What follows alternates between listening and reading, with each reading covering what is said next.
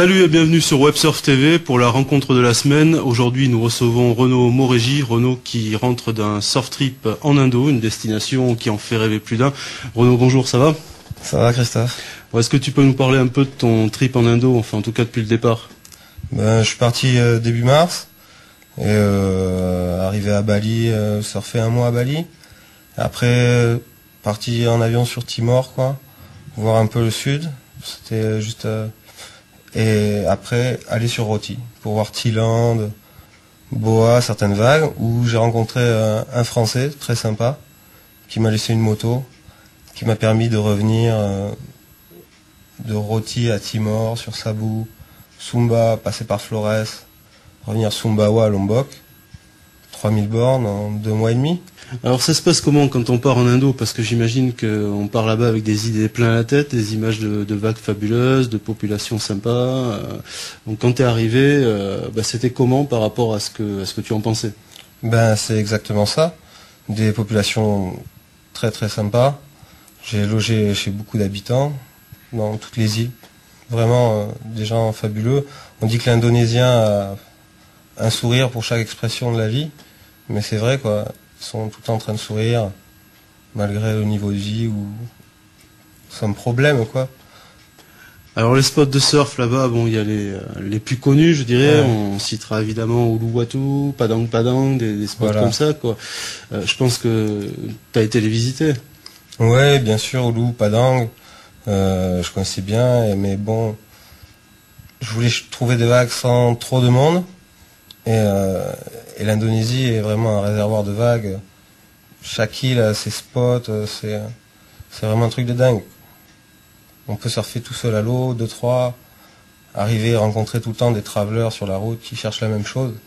Alors quand on arrive là-bas, par exemple, on veut faire, je dirais pas le tour des îles, mais enfin si on veut s'organiser un petit surf trip local sur place, comment on s'y prend? Faut louer une moto et demander une autorisation de sortie de Bali pour pouvoir aller d'île en île en moto, c'est le moins cher, parce que les ferries reviennent à 2-3 euros et on trouve des logements un peu partout, ou des habitants très, très sympas qui nous hébergent, quoi. Alors souvent pour les vagues, dans les DVD qui nous présentent les vagues d'Indonésie, on voit souvent de belles vagues, avec de très bons surfeurs, évidemment. Est-ce que l'Indo c'est spécialement réservé aux bons surfeurs ou est-ce que vraiment n'importe qui peut aller surfer là-bas? Il y a des spots pour tous les niveaux. On peut trouver des vagues très très dures, vraiment réservées aux professionnels, des vagues puissantes réservées aux bons surfeurs, et des vagues faciles vraiment pour débutants, c'en est gavé. Alors tu fais quoi pour gagner ta vie là-bas, sur place? J'ai commencé à amener des clients au Mentawai, les loger dans une maison et aller en pirogue surfer tous les spots, une vingtaine de spots, pour un prix vraiment abordable, parce que les Mentawai aujourd'hui, il y a énormément de boat trips qui demandent des sommes astronomiques que le surfeur ne peut pas payer, quoi. Si on a envie de s'organiser un petit trip au Mentawai, je dirais pour pas cher, c'est le cas de pas mal de monde, grosso modo, ça peut revenir à combien pour une quinzaine de jours? Pour 10 jours, $600, sans le billet d'avion.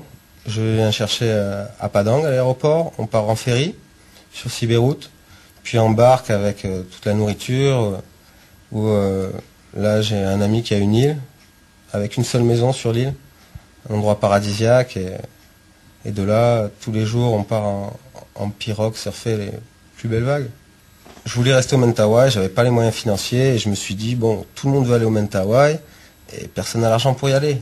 Donc il faut faire des trips pas chers, abordables, traditionnels Mentawai, avec les gens des Mentawai aussi, très important, quoi.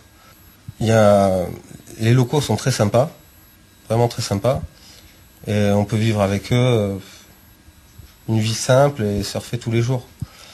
Après, énormément de bateaux passent dans la zone, qui n'ont pas beaucoup de rapport avec les locaux, mais bon, voilà, c'est le business du surf qui veut ça, quoi.